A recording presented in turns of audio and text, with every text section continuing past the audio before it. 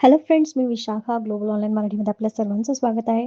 आजच्या सेशनमध्ये आपल्याला राष्ट्रसंत तुकडोजी महाराज नागपूर युनिव्हर्सिटी, ज्याला आपण RTMNA म्हणतो, या युनिव्हर्सिटीच्या PhD एंट्रन्स टेस्टसाठी रिसर्च मेथॉलॉजीचं प्रिपरेशन करायचं आहे. सो MCQ थ्रू आपण प्रिपरेशन याचं करणार आहोत, जे की तुम्हाला या येणाऱ्या एक्झाममध्ये मॅक्झिमम स्कोर करण्यासाठी हेल्पफुल ठरणार आहे. सो सेशनला सुरुवात करण्यापूर्वी एक इम्पॉर्टंट सूचना किंवा संधी आहे त्या स्टुडंटसाठी, जे स्टुडंट्स यावर्षीची ही एक्झाम टार्गेट करतायत त्यांच्यासाठी एक फुल गॅरंटीड सिलेक्शन कोर्स आम्ही घेऊन आलो आहोत. ज्या कोर्समध्ये आम्ही तुम्हाला देणार आहोत संपूर्ण अभ्यासक्रम मॉक टेस्ट, संपूर्ण अभ्यासक्रम notes, video lectures, daily live lectures, 1500 plus MCQ PDF, just fees 899 मध्ये. हा गॅरंटीड कोर्स याच्यासाठी आहे की हे 2 सेक्शनमध्ये एक्झाम होते आपल्याला माहिती आहे. एक पूर्णपणे रिसर्च मेथॉलॉजी आणि दुसरा तुमचा सब्जेक्ट असतो. तर त्यामध्ये जो रिसर्च मेथॉलॉजीचा फुल पार्ट आम्ही एवढा परफेक्ट कंप्लीट करून घेतो की तुम्हाला त्याच्यामध्ये मॅक्झिमम स्कोर करू शकतो आणि एक्झाम पास होण्यासाठी तुम्हाला 50% मार्क्स आवश्यक आहेत. तर त्या मार्क्स मिळाल्यावरती तुम्हाला ही एक्झाम क्रॅक करण्यापासून कोणीही रोखू शकत नाही. सो या कोर्सला जॉइन करण्यासाठी इकडे दिलेल्या WhatsApp नंबरवरती मेसेज करा किंवा आपण या मेसेज कॉल करून इकडे तुम्ही एन्क्वायरी करू शकता. ठीक आहे. सो लक्षात ठेवा, 24th पासून आपली न्यू बॅच जी आहे या कोर्ससाठी ती स्टार्ट होत आहे. सो लवकरात लवकर आपलं नाव नोंदवा आणि प्रिपरेशनला सुरुवात करा. आजच्या प्रश्नांना पहिला प्रश्न आहे, what is the name of conceptual framework in which the research is carried out? संशोधन करण्याच्या वैचारिक चौकटीचं नाव काय आहे? वैचारिक चौकट इथे का म्हटलेलं आहे? कन्सेप्च्युअल फ्रेमवर्क इथे का म्हटलेलं आहे? नुसतं फ्रेमवर्क म्हटल्यानंतर तिथे आपण एक फ्रेम कुठल्याही प्रकारची असू शकते, पण इथं वैचारिक फ्रेमवर्क म्हटलं म्हणजे आपण विचार करून ठेवतो की अशी अशी आपल्याला बांधणी करायची आहे. ती वैचारिक चौकट म्हणजे संशोधनाची काय आहे? तर त्या वैचारिक चौकट कशाला म्हणतात, हा आपला प्रश्न आहे. आपले ऑप्शन्स आहेत, रिसर्च हायपोथेसिस संशोधन गृहीतक, सिनॉप्सिस ऑफ रिसर्च संशोधन सारांश, रिसर्च पॅराडिम म्हणजे संशोधन नमुना आणि रिसर्च डिझाईन संशोधन डिझाईन, ज्याला म्हणतो आपण संशोधन रचना. त्याचं करेक्ट आन्सर आहे डी, रिसर्च डिझाईन संशोधन रचना. कारण आपल्याला हे प्रत्येक वेळी लक्षात ठेवायचं आहे, जेव्हा कन्सेप्च्युअल फ्रेमवर्क हा वर्ड येतो तेव्हा तिथं ते रिसर्च डिझाईनशी रिलेटेड असतो. प्रश्न जो असतो तो आपला रिसर्च डिझाईनशी रिलेटेड असतो, कारण रिसर्च डिझाईनसाठीच आपल्याला एक फ्रेमवर्क बनवावं लागतं. मेंटल किंवा कन्सेप्च्युअल वैचारिक चौकट आपल्याला बनवावी लागते की आपला रिसर्च कसा असणार, आपल्या मेथड्स कुठल्या यूज करायच्यात हे आधी आपल्याला विचार करावा लागतो, नंतर त्या कागदावर उतरवावं लागतात आणि नंतर मग आपल्याला ते इम्प्लिमेंट करावं लागतं आपल्या रिसर्चमध्ये. म्हणून जिथे जिथे फ्रेमवर्क वर्ड येईल तिथे तिथे आपल्याला रिसर्च डिझाईन हा वर्ड लक्षात ठेवायचा आहे किंवा ती कन्सेप्ट इथे आपल्याला लक्षात ठेवायची आहे. मग आपलं करेक्ट आन्सर इथे काय आलेलं आहे, डी. तर रिसर्च डिझाईन काय आहे? Research design is a framework of research methods and techniques chosen by the researcher. जसं मी म्हटलं की रिसर्चर्सकडून हे मेथड्स आणि टेक्निक ठरवण्यासाठी फ्रेमवर्क असतं. The design allows researchers to home in research methods and that are suitable for the subject matter and set up their studies up for the success. म्हणजे आपला research चांगला व्हावा यासाठी किंवा सक्सेसफुल राहावा यासाठी एक आपण ही चौकट असतो, ज्याच्यामध्ये आपण मेथड्स ठरवत असतो की आपल्याला कुठली मेथड या रिसर्चमध्ये आपल्या निवडलेल्या सब्जेक्टमध्ये कुठली मेथड योग्य आहे ते इथे आपण ठरवत असतो. The research design of research topic explains the types of research. तर रिसर्च डिझाईनमध्ये देखील वेगवेगळे प्रकार आहेत, टॉपिक्स आहेत. ते कुठले कुठले आहेत? एक्सपेरिमेंटल, सर्वे, कोरिलेशनल, सेमी एक्सपेरिमेंटल, रिव्ह्यू, हे सगळे जे आहेत ते टाईप्स आहेत रिसर्च डिझाईनचे. पण हे आपण नंतर एखाद्या क्वेश्चनमध्ये येतील त्यावेळेस एक्सप्लेन करणार आहोत किंवा थेरी पार्टमध्ये आपण बघणार आहोत. पण तोपर्यंत रिसर्च डिझाईनचे हे प्रकार आहेत हे आपल्याला लक्षात ठेवायचं आहे. And also it's sub types, म्हणजे याच्यात सब टाईप्स पण आहेत. ते कोणते कोणते आहेत? Experimental design, research problem, descriptive, case study, research डिझाईनचे हे प्रकार आहेत. नेक्स्ट क्वेश्चन म्हणजे 2 नंबरचा क्वेश्चन आपल्याला बघायचा आहे. Which of the following feature are consider as critical in qualitative research? गुणात्मक संशोधनामध्ये खालीलपैकी कोणती वैशिष्ट्य गंभीर मानली जातात? कुठले गुण किंवा वैशिष्ट्य जे आहे, फीचर जे आहे ते महत्त्वाचं मानलं जातं क्वालिटेटिव्ह रिसर्चमध्ये, हे आपल्याला सांगायचं आहे. आपले ऑप्शन्स आहेत, collecting data with the help of standardise research tools, म्हणजे प्रमाणित संशोधन साधनांच्या मदतीने डेटा गोळा करणे हे महत्त्वाचं वैशिष्ट्य आहे. की त्यापेक्षा वेगळे 3 आहेत अजून, ते बघूयात. Design sampling with probability sample techniques, संभाव्यतेच्या नमुन्यांच्या तंत्रासह नमुना तयार करणे. Collecting data with bottom up empirical evidence, तळात अनुभवजन्य पुराव्यांसह डेटा गोळा करणे. Gathering data with top down schematic evidence, top down योजनाबद्ध पुराव्यांसह डेटा संकलित करणे. तर या सगळ्याच महत्त्वाच्या गोष्टी वाटतात आपल्याला एखादा रिसर्च तयार करताना. पण क्वालिटेटिव्ह रिसर्चचा महत्त्वाचा गुण काय आहे, तर आपल्या इथे करेक्ट आन्सर असणार आहे C, collecting data with bottom up empirical evidence. का तर आपल्याला जेव्हा आपण रिसर्च करतो तेव्हा तळापासून ते पूर्ण डोक्यापर्यंत किंवा वरचा जो हाय पॉईंट आहे तिथपर्यंत माहिती गोळा करावी लागते, डेटा कलेक्शन करावं लागतं. पण सोबत त्याला त्याचे पुरावेही लागतात. म्हणजे आपण कशाद्वारे ही माहिती खरी म्हणतोय किंवा तो त्याचा काय उपयोग आहे किंवा कुठून ही माहिती मिळवलेली, त्याचा स्रोत जो आहे तो व्हॅलिड आहे की नाही, ह्या सगळ्या माहिती आपल्याला एक्सप्लेन कराव्या लागतात, एव्हिडन्स द्यावे लागतात, पुरावे द्यावे लागतात. तेव्हा तो एक अनुभवजन्य रिसर्च, क्वालिटेटिव्ह रिसर्च असा मानला जातो. म्हणजे हे एक गंभीर महत्त्वाचं नाजूक असं एक वैशिष्ट्य आहे गुणात्मक संशोधनाचं, असं आपण म्हणू शकतो. म्हणजे आपल्या इथे करेक्ट आन्सर सी आहे. टॉप डाऊन आणि बॉटम अप हे दोन वेगवेगळे प्रकार आहेत आपले डेटा कलेक्शनमधले, डेटा कलेक्शन मेथड्सचे. तर ते आपण एक्सप्लेन करून घेऊया. Top down data collection method involves creating an overarching system of data collection and analysis before detailing and fleshing out subsystems under it. This subsystem can then have even more details and refined subsystems beneath them as appropriate. As an example, for information gathering, this may look like creating a system of reporting for the management team first and then detailing how the field workers get the data of management afterwards. तर top डाऊनमध्ये कसं आहे, जसं मी bottom up सिस्टीममध्ये काय आहे की तळापासून ते वरपर्यंत आपल्याला डेटा कलेक्शन करायचा असतो. तर या उलट टॉप डाऊनमध्ये आहे, म्हणजे सुरुवातीपासून ते तळापर्यंत. जसं एक उदाहरण त्यांनी दिलेलं आहे आपल्याला की एक मॅनेजमेंट टीम आहे ज्याच्यामध्ये मॅनेजर सगळ्यात वरती आहे. डेटा कलेक्शन करताना मॅनेजरला सगळ्यात वरती धरावं लागेल, त्याला आधी विचारावं लागेल, आपली माहिती घ्यावी लागेल त्याच्याकडून. त्यानंतर मग जे काही वर्कर्स आहेत, मॅनेजर, नंतर ज्युनियर मॅनेजर, जे काय आहेत वर्कर्स आहेत, एम्प्लॉई आहे, एंट्रन आहेत, असे वेगवेगळे प्रकार असतात. मग त्यांचासुद्धा समावेश त्याच्यामध्ये होतो. पण कसा, टॉप डाऊन, म्हणजे मॅनेजरपासून ते एंटर्नपर्यंत. नंतर काय आहे, बॉटम अप. जसं टॉप डाऊन आहे तसंच बॉटम अप आहे. मग बॉटम अपमध्ये काय असणार आहे, तर वर्करपासून स्टार्टिंग करणार आपण ते मॅनेजरपर्यंत पोहोचणार डेटा कलेक्शनच्या मेथडमध्ये. तरी पण आपण बघूया. Bottom up data collection methods involve piecing together system at the field level to give rise to more complex system further up the information ladder, in the process making this original system subsystem within the final design. This requires the elementary of bottom rung systems to be splashed out in a great detail before connecting them together to form the largest system. Using the information gathering example, this would look like first creating a data gathering model for the field worker and then deciding how the data will be transferred to the management team. त्याच्यामध्येच आपण जसं सांगितलं की मॅनेजमेंटचे एक उदाहरण घेतलं, तसंच इथे वर्करपासून स्टार्ट केलं आणि मॅनेजमेंट टीमपर्यंत आपण पोहोचलो बॉटम अप सिस्टीममध्ये. हे दोन वेगवेगळे डेटा कलेक्शनच्या मेथड आहेत, top down and bottom up. Next question, third नंबरचा, how is random sampling helpful? यादृच्छिक सॅम्पलिंग कसे उपयुक्त आहे? आपल्याला माहिती आहे की सॅम्पलिंगचे वेगवेगळे प्रकार आहेत प्रोबॅबिलिटी आणि नॉन प्रोबॅबिलिटी सॅम्पलिंगमध्ये. तर हा एक प्रकार आहे रँडम सॅम्पलिंग. तो कसा उपयुक्त ठरतो? आपल्या ऑप्शन्स आहेत रिजनेबली ॲक्युरेट, अगदी अचूक असतो म्हणून, and economical method of data collection, data collection करण्याची एक आर्थिक पद्धत आहे, फ्री फ्रॉम पर्सनल बायस, वैयक्तिक पक्षपातीपासून मुक्त आहे, आणि D all of the above आहे.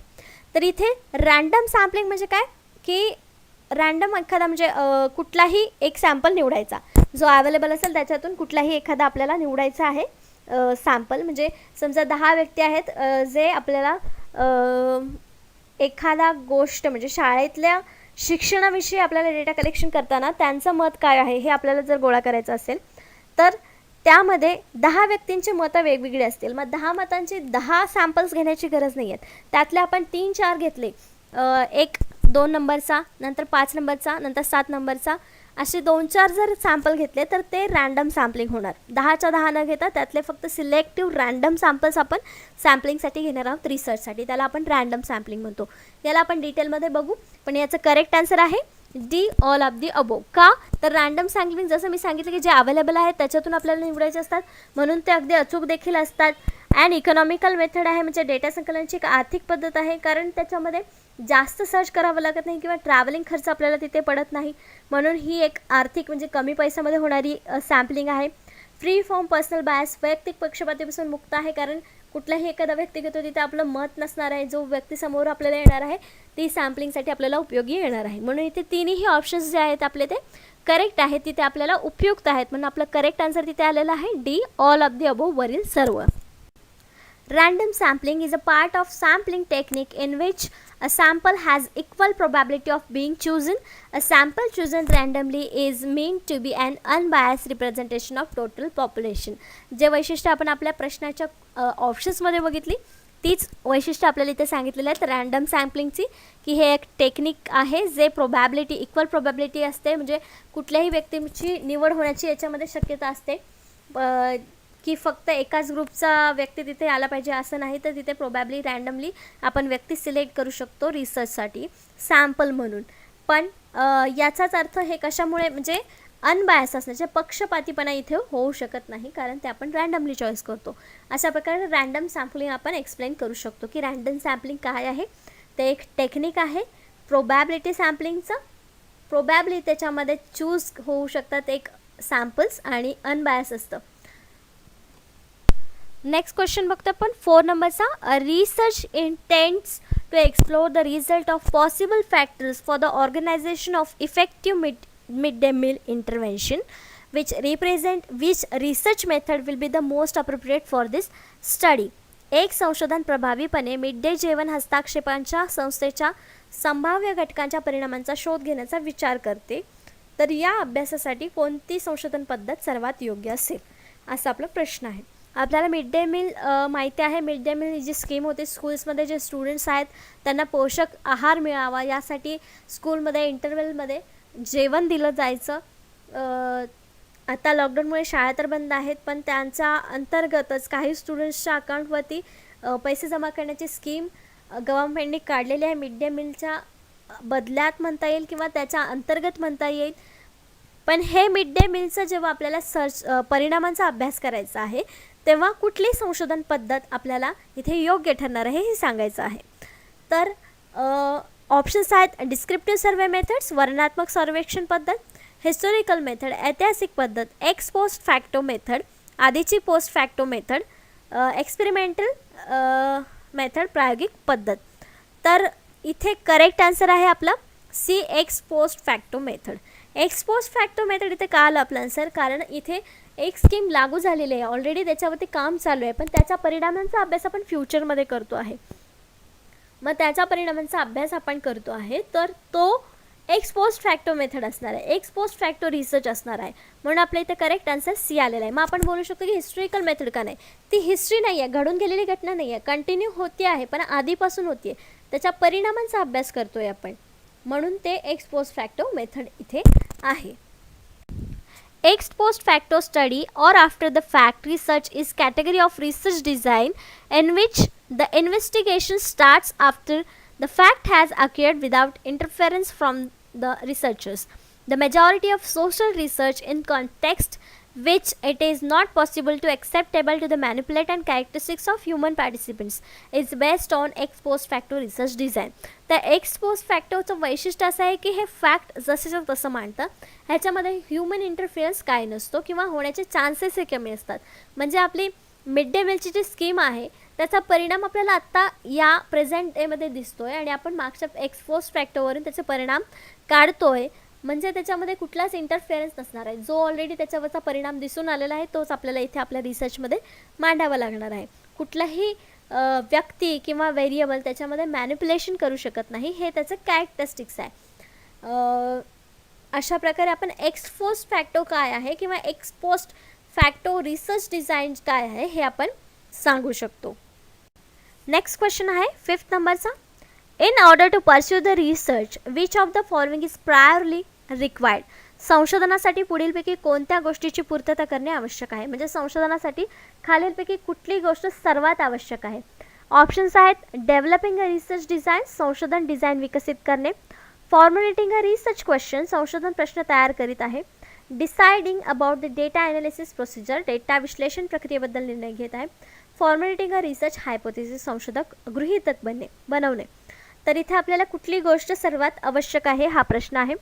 तर हायपोथेसिस, डेटा ॲनालिसिस ह्या सगळ्या नंतरच्या स्टेप्स आहेत रिसर्चच्या. पण सगळ्यात पहिले आपल्याला डिझाईनच्या पण अगोदर आपल्याला क्वेश्चन पाहिजे, कारण समस्याच नसेल आपल्यासमोर, आपल्याकडे समस्या नसेल तर आपण रिसर्च कशावर करणार, हो ना. म्हणून तिथे क्वेश्चन आपल्याला आधी फॉर्म करता आला पाहिजे, प्रश्न तयार करता आला पाहिजे. म्हणजे ही आपली सगळ्यात बेसिक नीड आहे रिसर्चसाठीची. मग इथं आपलं करेक्ट आन्सर काय येणार आहे? बी, फॉर्मॅटिंग अ रिसर्च क्वेश्चन, संशोधन प्रश्न तयार करत आहे.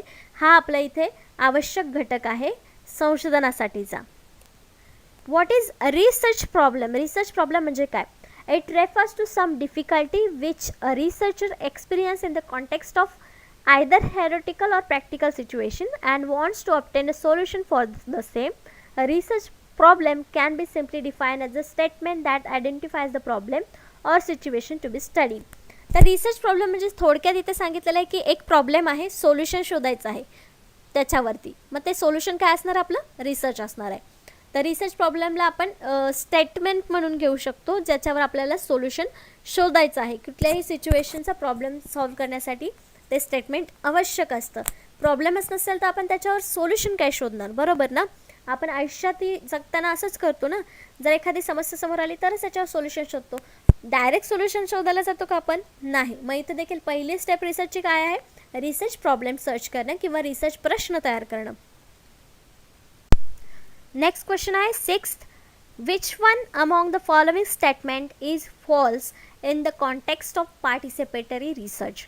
सहभागी संशोधनाच्या संदर्भात खालीलपैकी कोणते विधान चुकीचे आहे हे विचारलेलं आहे. नेहमी पेपर सॉल्व्ह करताना, कुठल्याही एक्झामला जाताना आपल्याला प्रश्न नीट वाचायचा असतो. करेक्ट आन्सर आपल्या जवळचं असतं, ओळखीचं असतं, पण आपण प्रश्न चुकीचा वाचतो म्हणून आपण उत्तरही चुकीचं देतो. मग इथं आपल्याला काय प्रश्न विचारलेला आहे की कोणतं विधान चुकीचं आहे. म्हणजे त्यातले 3 विधानं बरोबर आहेत आणि एकच चुकीचं आहे, ते कोणतं आहे ते आपल्याला सांगायचं आहे. ऑप्शन्स आहेत. It recognise knowledge as a power, हे ज्ञानाला सामर्थ्य म्हणून ओळखतं. It is collective process of enquiry, ही चौकशीची सामूहिक प्रक्रिया आहे. It emphasises people as a expert, हे तज्ज्ञ म्हणून लोकांना जोड देते किंवा ओळख देते. It's sole purpose is the production of knowledge, त्याचा एकमात्र उद्देश ज्ञानाची निर्मिती आहे. सगळेच बरोबर वाटत आहेत आपल्याला संशोधनाबद्दल.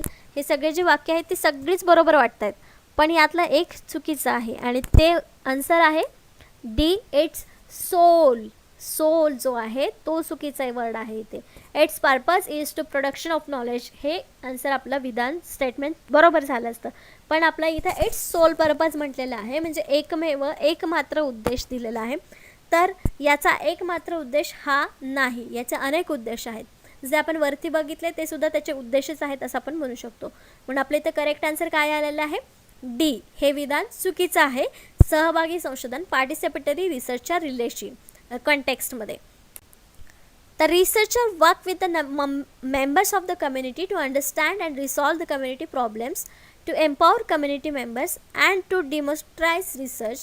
The methods of participatory research includes group discussions of personal experience, interviews, surveys, analysis and public documents. तर पार्टिसिपेटरी रिसर्च म्हणजे आपल्याला माहिती आहे की सगळे पार्टिसिपेट करून तिथं रिसर्च होतो आणि त्यामध्ये कुठल्या कुठल्या मेथड्स यूज होतात. तर group discussion, personal experience, interviews, surveys, analysis of public documents, या सगळ्याचा तिथे वापर होतो पार्टिसिपेटरी रिसर्चमध्ये. नेक्स्ट क्वेश्चन आहे 7th नंबरचा. What does the longitudinal research approach actually deal with? रेखांशाचा संशोधन दृष्टिकोन प्रत्यक्षात कशाचा सामना करतो? ऑप्शन्स आहेत. लॉंग टर्म रिसर्च, दीर्घकालीन संशोधन, शॉर्ट टर्म रिसर्च, अल्पकालीन संशोधन, हॉरिझॉन्टल रिसर्च, क्षैतिज संशोधन, नन ऑफ द अबोव, वरीलपैकी काहीही नाही. त्याचं करेक्ट आन्सर आहे ए, लॉंग टर्म रिसर्च, दीर्घकालीन संशोधन. का ते आपण समजून घेऊया. तर लॉन्जिट्युडिनल रिसर्च जो आहे, अप्रोच जो आहे, तो कसा आहे की एका विषयावर अनेक वर्ष अभ्यास करायचा एका ठराविक गॅपने किंवा एका ठराविक कालावधीमध्ये, त्याला आपण लॉन्जिट्युडिनल रिसर्च असं म्हणतो. मग ही कशी टर्म झाली? ही एक लॉंग टर्म रिसर्च प्रोसेस झालेली आहे. म्हणून इथं आपलं करेक्ट आन्सर काय आलेलं आहे? A. Long term research. A longitudinal study is a type of correlational study that involves looking at variables over the extended period of time. तर याच्यामध्ये काय सांगितलेलं आहे की एकाच व्हेरिएबलवर बराच काळ आपण संशोधन किंवा स्टडी करत असतो. This research can take place over the period of weeks, months or even years. तर हा कालावधी काही आठवड्यांचा असू शकतो, काही महिन्यांचा असू शकतो, तर काही वेळेस हा काही वर्षांचा देखील असू शकतो. In some cases longitudinal studies can last several decades. काही वेळेस लॉन्जिट्युडिनल स्टडीज करताना डिकेड्स म्हणजे 10 वर्ष देखील डिकेड्समध्ये हा स्टडी केला जाऊ शकतो लॉन्जिट्युडिनल स्टडीमध्ये. म्हणून याला आपण काय म्हणतो, लॉंग टर्म रिसर्च असं म्हणतो. आपलं करेक्ट आन्सर तिथं ए आलं होतं, long term research. Next question आहे 8th नंबरचा. Evaluation research is concern with dash dash. मूल्यांकन संशोधन डॅश डॅशशी संबंधित आहे. कशाशी संबंधित आहे? आपले ऑप्शन्स आहेत how well are we doing म्हणजे आपण किती चांगले करत आहोत, वाय आर वी डुईंग आपण का करत आहोत, व्हॉट आर वी डुईंग आपण काय करत आहोत, आणि दी नन ऑफ दी अबो. तर इव्हॅल्युएशन या वर्डवरूनच आपल्याला समजायला पाहिजे की आपण इव्हॅल्युएशन म्हणजे काय करतो, तर मूल्यांकन करतो स्वतःचं. एक्झाम्स वगैरे होतात त्याच्यामध्ये देखील इव्हॅल्युएशन होतं, म्हणजे तुमचं ज्ञान किती आहे हे मोजलं जातं, मूल्यांकन केलं जातं. म्हणजेच इथं आपलं करेक्ट आन्सर काय असणार आहे, A. How well are we doing. इव्हॅल्युएशनचा मेन मोटो काय आहे, कन्सर्न काय आहे की आपण किती चांगल्या प्रकारे काम करत आहोत किंवा आपण जे करत आहोत ते किती चांगल्या प्रकारे करत आहोत याच्यावरती ते इव्हॅल्युएशन रिसर्च असतो, कन्सर्न असतो.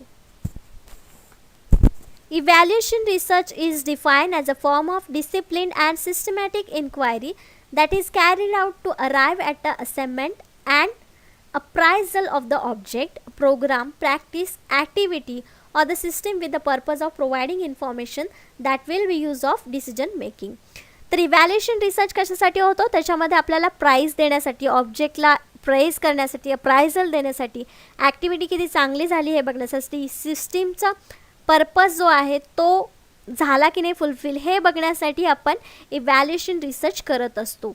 किंवा त्याचा उपयोग आपल्याला डिसिजन मेकिंगसाठी देखील होतो. जसं की उदाहरणार्थ नवीन मशीन्स जर बाजारात आले असतील तर त्याचं इव्हॅल्युएशन होतं, मग ती मशीन योग्य आहे की नाही किंवा त्याच्यामध्ये आणखीन काही सुधारणा पाहिजेत यावरती डिसिजन घेण्यासाठी, डिसिजन मेकिंगसाठी हे इव्हॅल्युएशन रिसर्च आपल्याला उपयोगी पडते. नेक्स्ट क्वेश्चन बघूया 9th नंबरचा. Which of the following does not correspond to the characteristics of research? पुढीलपैकी कोणते संशोधनाच्या वैशिष्ट्याशी संबंधित नाही? ऑप्शन्स आहेत रिसर्च इज नॉट पॅसिव्ह, संशोधन निष्क्रिय नाही. रिसर्च इज अ सिस्टमॅटिक, संशोधन पद्धतशीर आहे. Research is not a problem oriented, संशोधन ही समस्या प्रधान नाही. Research is a not process, संशोधन ही एक प्रक्रिया नाही.